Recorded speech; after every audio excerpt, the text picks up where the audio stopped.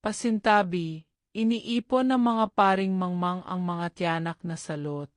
Matapos dasalan at walang nangyari at inanod ng mga baha.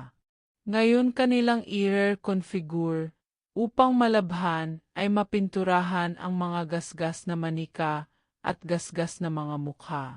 Wahaha!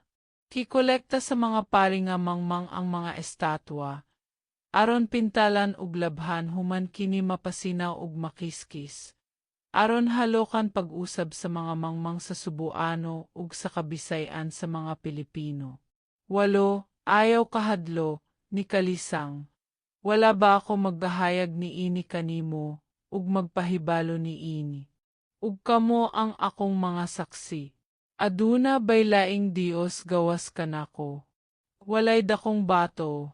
Wala nay laing nga akong nailhan. Isay 44. Siyam. Sam sila nga nagabuhat og linilok nga larawan silang tanan kakawangan, ug ang ilang mga kalipayan dili magapulos, ug ang ilang kaugalingong mga saksi, wala makakita, ni mahibalo, aron sila maulawan. 1-0 ang nag-umol sa usa ka Dios, o naghulma sa linilok nga larawan nga walay kapuslanan. 11 tanawa, ang tanan niyang mga kauban mga ulaw, ug ang mga magbubuhat sa mga tao. Patiguma sila, patindoga sila, pahadloka sila, pakaulawan sila sa tingo.